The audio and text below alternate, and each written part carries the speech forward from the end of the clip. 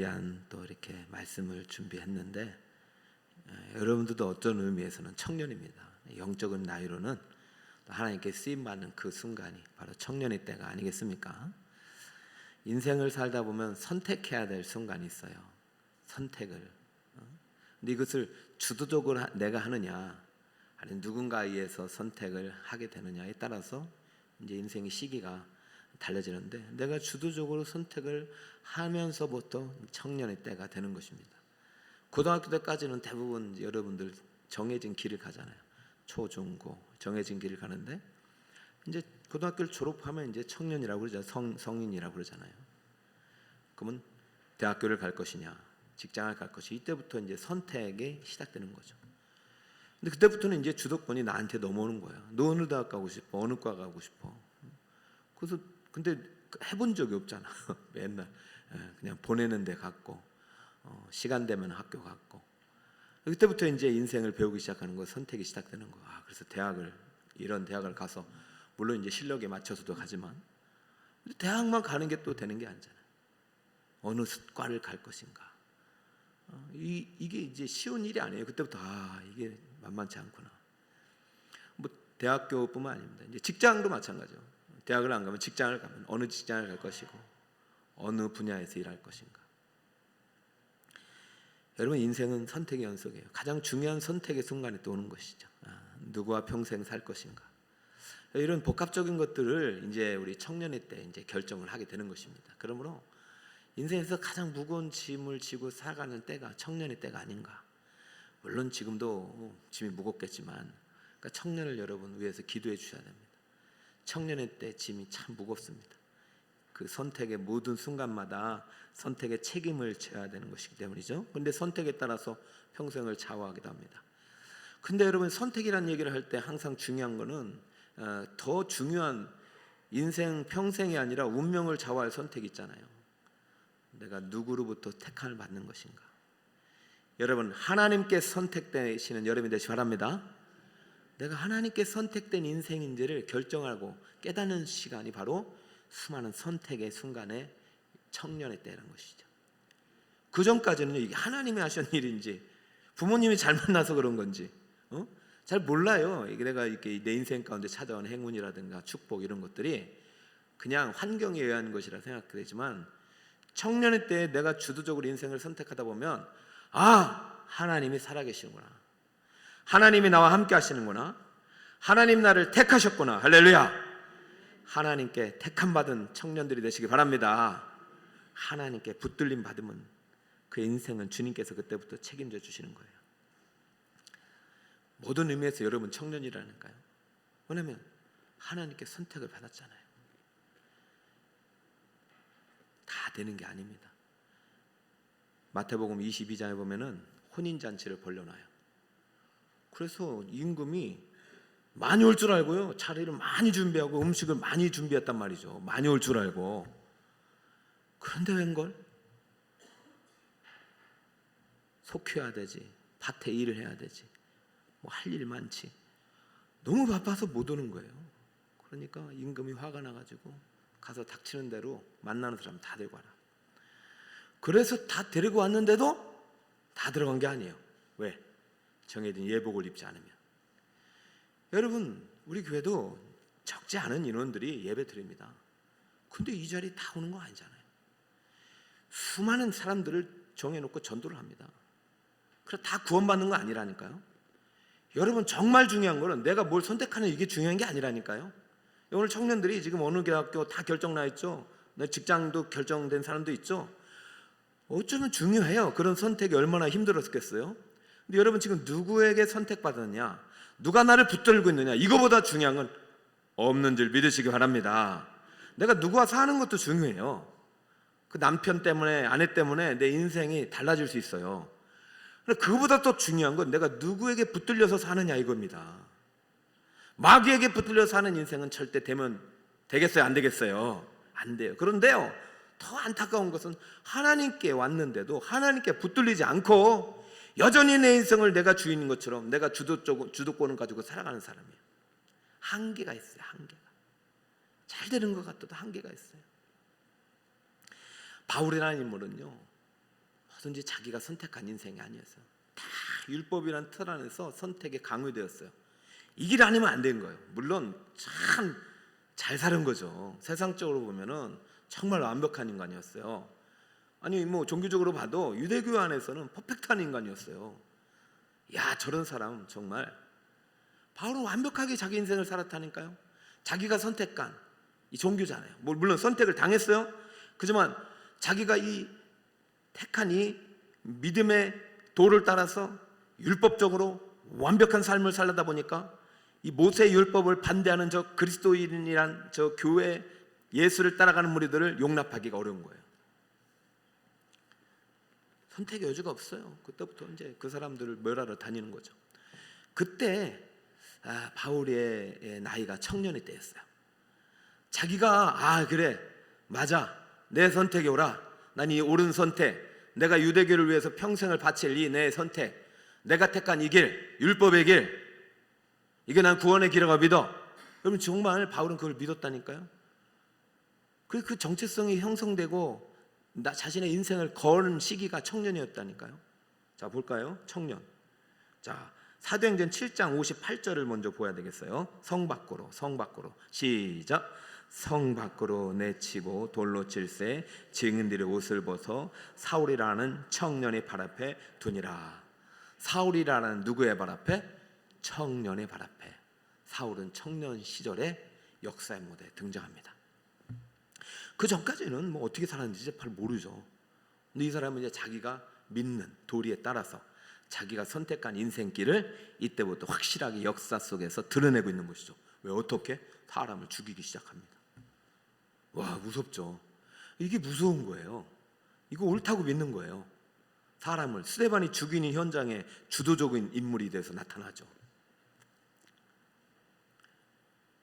근데 이때부터 청년의 때가 시작되었지만, 근데 바울의 인생은 이 청년의 시기에 누구를 만나면서 또 운명이 달라졌느냐?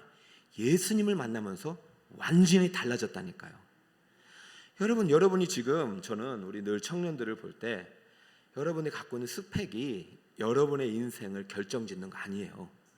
여러분이 선택해서 만난 사람들, 여러분이 선택해서 들어간 대학이나 직장이 여러분의 인생을 결정하는 게 아니라, 여러분의 정체성을 결정하는 게 아니라 여러분이 누구에게 붙들림 받았느냐, 이게 중요하다니까요.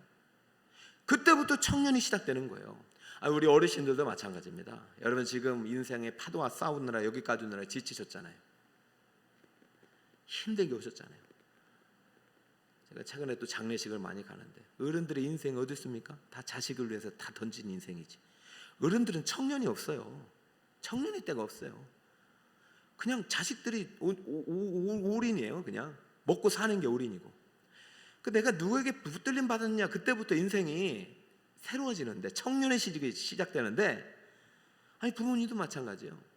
지금이라도 하나님께 말씀에 붙들린 인생이 되시길 축복합니다. 짧은 남은 인생, 사명의 인생, 생명에 따라도 제대로 쓰임받고 가자고요. 은혜입니다. 이 사울이라는 청년을 하나님이 붙드셨는데, 어떻게 붙드셨는지 9장으로 가서 읽어보겠습니다. 3절. 자, 한 목소리 읽습니다. 시작. 사울이 길을 가다가 다메섹에 가까이 이르더니 호련히 하늘로부터 빛이 그를 둘러 비치는지라. 사울은 이 길이 아주 탄탄대로고 진짜 자기는 이것이 잘 선택한 길이라고 믿었어요.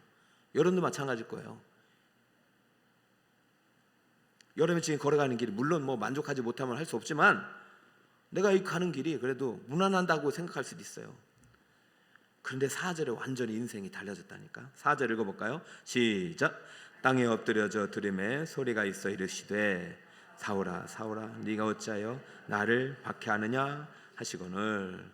자, 이때부터 이제 음성이 들리면서, 말씀이 들리면서, 구약을 읽으면서 한 번도 듣지 못했던 신적인 음성이 성령의 어떤 감동함 속에서, 성령의 초자연적 역사를 통해서 바울을 엄청 두드리고 있는 것이죠. 너 왜 나를 박해하느냐. 5절의 대답을 잘 들어보세요. 주여 누구십니까? 이르시되 나는 내가 박해하는 예수라. 여러분 이때부터요 다시 태어나는 거예요. 갓난아이로. 응? 여러분 청년이라고 청년이 아니라니까요. 여러분 진짜 이 예수를 안 만나면 여러분 청년이 아니야. 우리들도 마찬가지예요. 지금 70, 80 살아도 내가 박해하는 예수, 내가 못 박은 예수, 그 예수가 나 때문에 죽으셨다는 그 예수를 못 만나면 나는 여전히 죽은 자이고 여전히 갓난아입니다. 그 예수를 만났는데도 불구하고 그 십자가를 잃어버리고 여전히 인생의 주도권이 내가 선택하고 내가 주도하는 인생이 된다면 그 인생은 어느 누구도 청년이 아닙니다. 누군가에 의해서. 주여 누구시니까? 저는 이 사울이 주님이라는 말이 입으로 나왔다는 것이 하나님 은혜예요. 깨닫는 거죠. 한 번도 경험하지 못한 신전 앞에, 신적 임재 앞에 서는 것이죠. 초자연적인 역사입니다. 벌거벗은 거예요. 그리고 정말 하나님 앞에 서면 내가 죄인이라는 게 드러납니다. 여러분 아까 이제 막 십자가를 찬양하는데 아무 감동이 없잖아요. 그러면 다시 한번 내가 나를 들여다봐요. 나 진짜 내 안에 내가 못 박은 예수가 있는가? 나하고 상관없는 예수가 내 안에 있을 수 있어요. 내가 어떤 결정을 해도 어떤 영향을 미치지 않는 예수가 내 안에 있으면 나는 죽었든지 어린아이든지 갓난아이든지 둘 중에 하나거든요.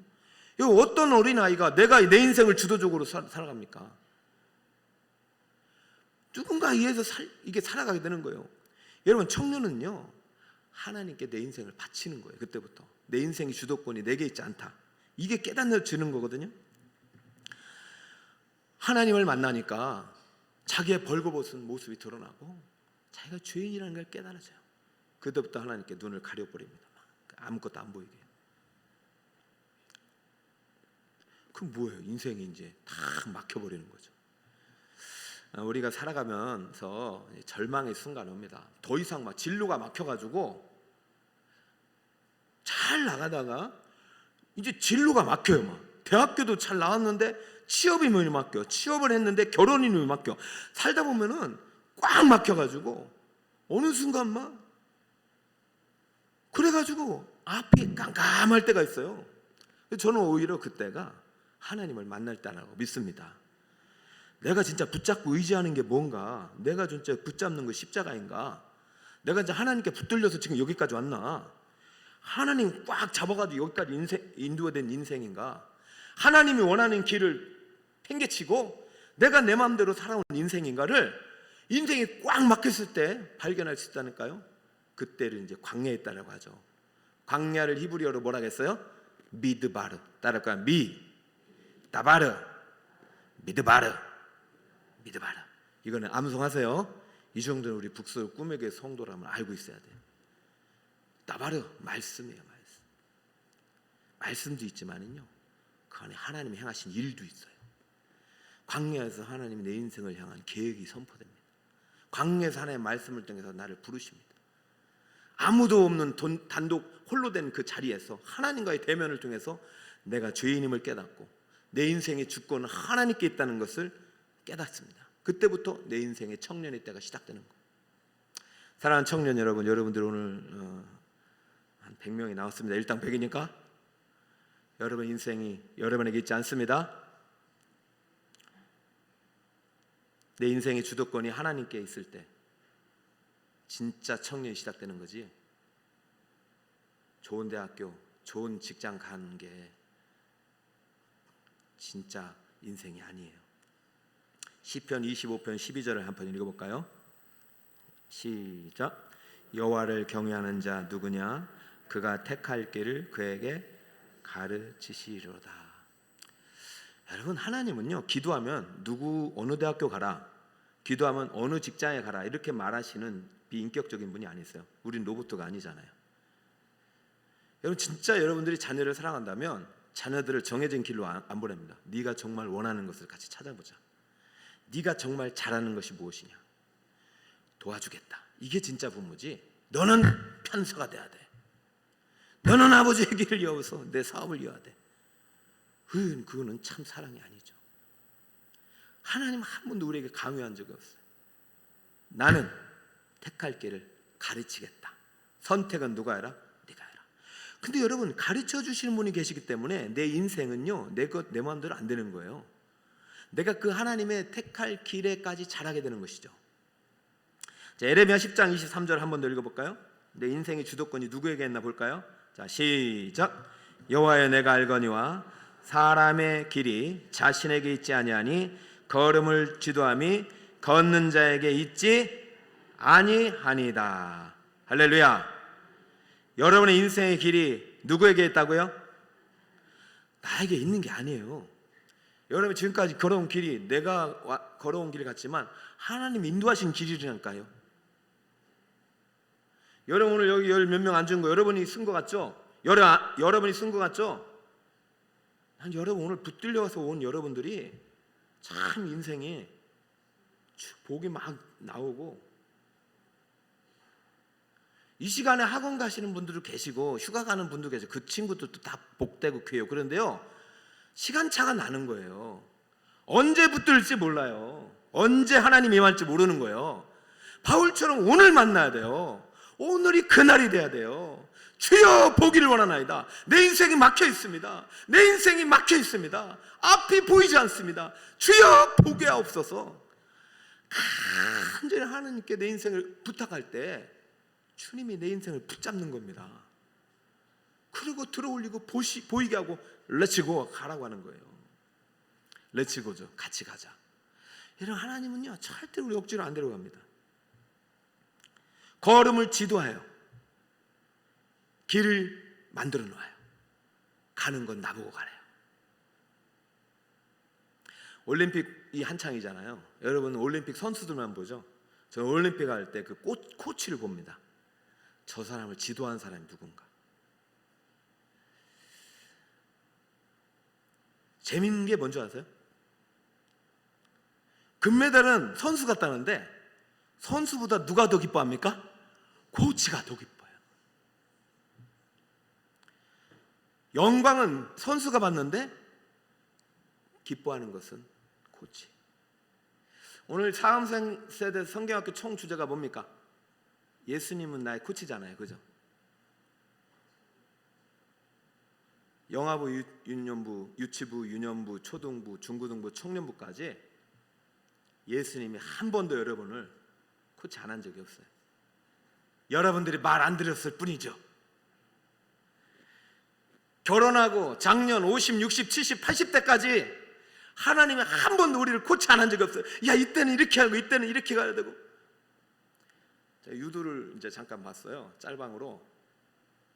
코치가 하도 소리치니까 퇴장 명령하니까 퇴장하면서도 뭐 이렇게 막 가더라고. 이렇게 가더라고.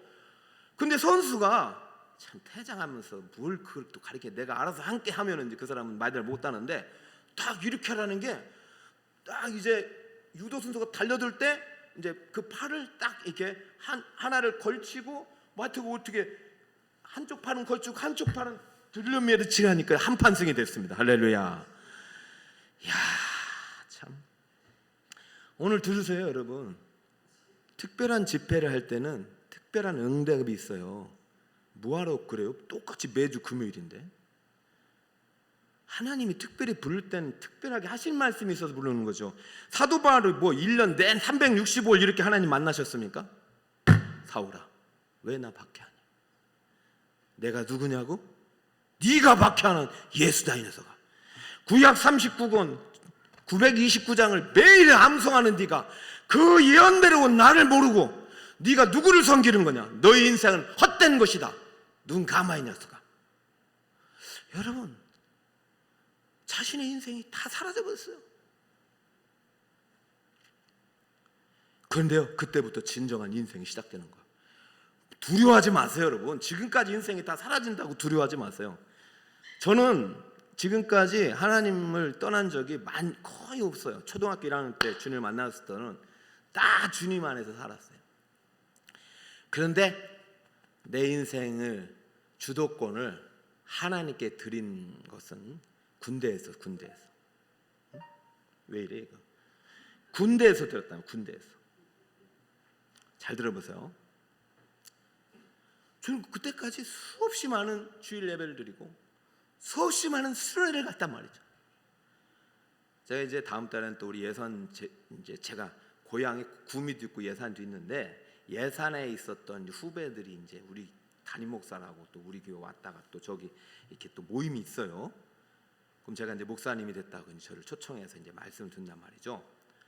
저는 그 중고등학교 청년 때도요 그렇게 거룩한 사람이었어요. 그래가지고 다들 저분은 목사 돼도 흠이 없는 사람이야. 근데 참 저도 그렇게 생각했다는 게 참 착각이었던 것이죠. 예수를 제대로 만나니까 저는 목사가 돼서는 안 될 사람인 걸 깨달은 거죠. 왜? 내가 누구를 못 박았어요? 예수를 못 박은 사람. 여러분 자격 있는 사람이 있다 없다? 하나도 없더라고요. 난 착각하면 사는 거죠. 내가 잘 살고 있다고. 군대에서 이제 다리가 부러지면서 6개월 동안 병원에 있으면서 성경을 읽으면서 내가 그동안 내 인생을 내가 내 마음대로 선택하며 살았구나. 하나님이 내 인생을 주도하지 않았구나. 그래서 제가 군대에서 이제 내 인생을 드리기로 작정을 합니다. 그 전까지는 구원받은 어린아이였죠. 근데 군대에서 진짜 청년의 시기가 시작되는 거예요. 그때부터 이제 제가 결심한 게 1년 1독입니다. 1년 몇 독이라고요? 1년이 1독이 안 되시는 분은 아직 이제 중고등학생이에요. 응? 따라할까요? 1년 1독 청년의 기준입니다. 중직자인데 1년 1독이 안 되면 잠시 반납했다가 다시 하셔도 됩니다. 그건 선택이에요. 아니 저는 그때부터 이제 제가 하나님께 1년 1독이 제 의지가 아니라 하나님의 의해서 시작이 됐단 말이죠.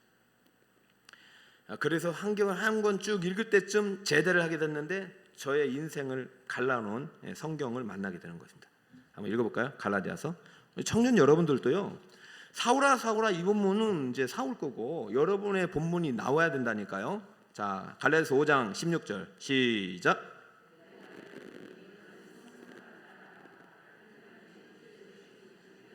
자, 여기 성령이 따라 행하라.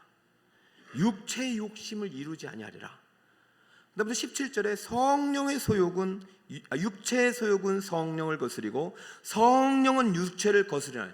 이때부터 내 안에 두 가지 욕망이 있다는 걸 알았어요. 두 가지 존재가. 성령을 따라가고자 하는데 내적인 어떤 그 자아가 있고 육체의 욕심을 따라가는데 자아가 있다. 이게 어느 시점이냐면은 중고등학교 때까지 이게 잘 안 보이는데요. 청년 때부터 이게 이제 갈림길이 되는 거예요. 여러분 신앙을 떠나느냐 마느냐가 사실 여기서 결정되는 거예요. 여기서 정말 내가 성령을 쫓아서 하나님께 내 인생의 주권을 드리는 사람은 지금 교회 중직이 돼 있어요. 그런데 이때 이것을 잘 깨닫지 못하고 이 갈림길에서 하나님이 아니라 내가 내 인생, 육체가 나를 주도하는 인생이 되는 사람은요 오래 걸립니다. 오래 안 돌아올 수도 있어요.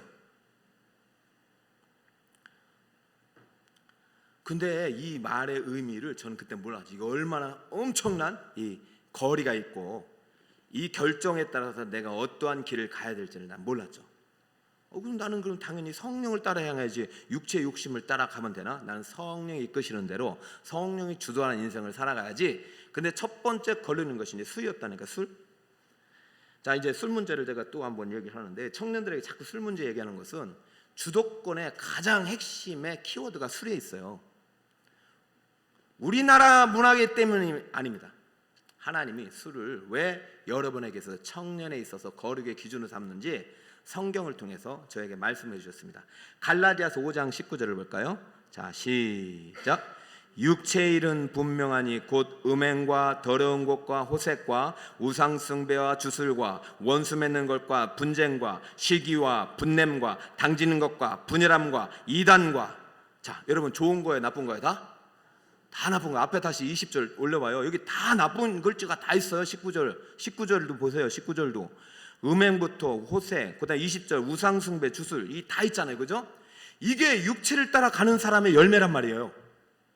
그 저는 이거를 그때는 잘 분별하지 못했어요. 근데 이게요 갈라지기 시작합니다. 어느 순간부터 인생이 내 인생 있잖아요. 갈라지기 시작해. 이게 중고등학교 때까지는 같이 있어요. 괜찮아요. 별 차이가 안 나. 근데 청년 때부터 갈라지기 시작해요. 근데 이 육체 연장선에 선 안에 뭐가 있냐면 술 취함이 있단 말이에요. 술 취함이 21절 투기와 술 취함과 방탕함과 또 그와 같은 것들이라. 음행으로부터 시작해서 술 취함과 방탕함, 이 방탕은 술을 먹고 크게 떠드는 걸 말합니다. 같은 선상에 있어요. 자, 여러분에게 도전합니다. 술 먹는 거 죄 아니고요. 술 먹어도 지옥 안 갑니다. 뭐 포도주 한 잔하고 뭐 맥주 한 잔 한다고 지옥 가시게 하시는 하나님이 아닙니다. 그런데요, 성령이 이끌려 가지고 여러분의 인생이 정말 육체의 욕심과 멀어지면 어느 순간 술도 멀어지게 되는 것이 자연적인 열매예요. 아직도 여러분들이 예수 믿고 성령이 내 안에 내주하면서도 내가 거룩한 하나님의 성령이면서도 불구하고 술 문제에 있어서 양심의 꺼리낌이 없이 자연스럽게 먹고 술자리에서 아무런 꺼리낌 없이 그들과 함께 농담을 주고받는다. 나는 성령의 사람이 아니에요. 열매를 통해서 아는 거예요. 내가 청년 때 예수를 뜨겁게 만났고 수련회 때 예수를 뜨겁게 십자가를 복음을 체험했는데도 불구하고 내 인생이 성령이 주도하는 인생이 아니라 육체의 욕심을 따라가고 육체의 욕심을 따라가는 사람들의 자리에 앉아도 전혀 불편하지 않다면 그 사람은 청년이 아니고 갓난아기고 심지어는 구원 못 받은 자일 수도 있다는 얘기를 하고 있더라고요. 21절 술 취함과 방탕함과 그와 같은 것들이라. 마지막에 술 취함이에요. 전에 너에게 경계한 것 같이 경계하는 이런 일을 하는 자들은 하나님의 나라를 유업으로 받지 못할 것이요. 충격을 받은 거죠. 군대에서. 죄송합니다. 목사지만 저의 과거의 죄는 이미 하나님께 했지만 저는 그때 대학교 들어가서 술을 배웠어요. 나는 중학교 선생님이 왜 이걸 안 가르치는지 몰라요. 제 인생의 흑역사입니다. 대학교 4학년. 저는 자신 있었거든요. 술을 먹어도 죄를 안 지을 자신 있었어요. 근데 이 말씀이 들어오는데 선택하라고 하더라고요. 네가 성령을 쫓아갈 거냐, 그냥 이대로 살다가 하나님 나라 유업을 받지 못할 것이냐.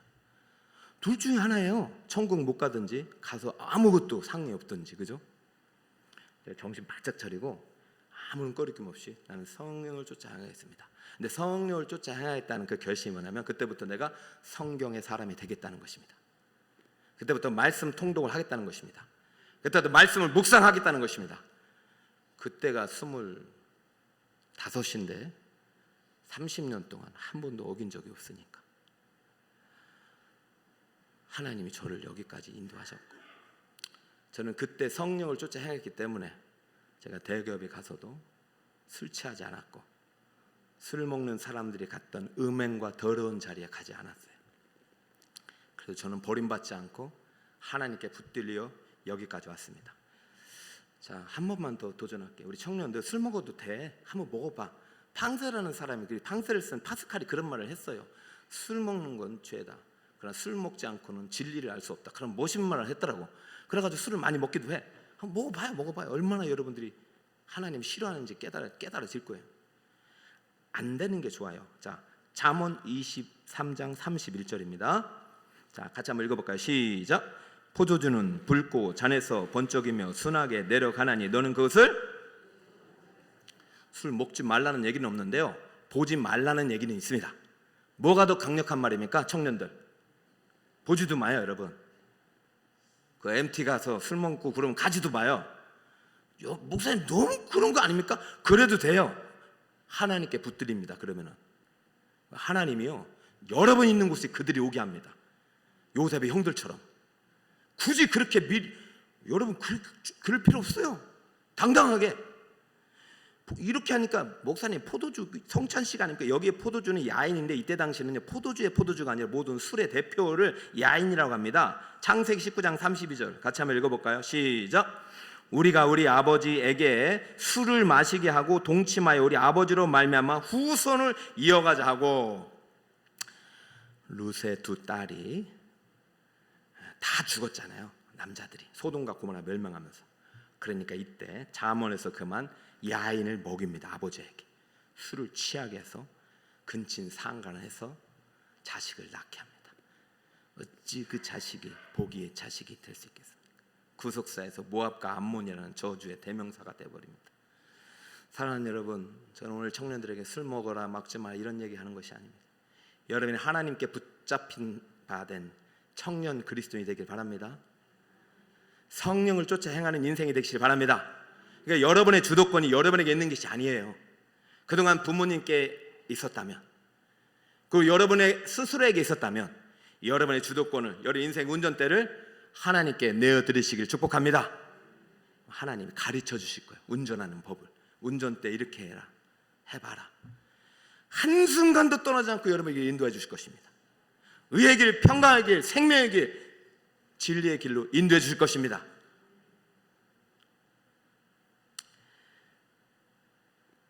오늘 설교 제목은 말씀에 붙들린 청년 그리스도입니다.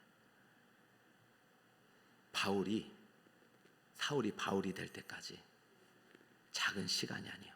25살에 그 몇 마디 안 되잖아. 바울아 네가 어째 사울아 나를 박해하느냐, 나는 네가 박해하는 예수라. 그때부터 바울이 회당이 아니라 교회에 눈뜬 거. 내가 교회를 핍박했는데 교회를 핍박하는 것이 누구를 박해하는 것이다? 교회는 누구와 같다? 교회의 사람이다. 교회에 눈 뜨는 거예요.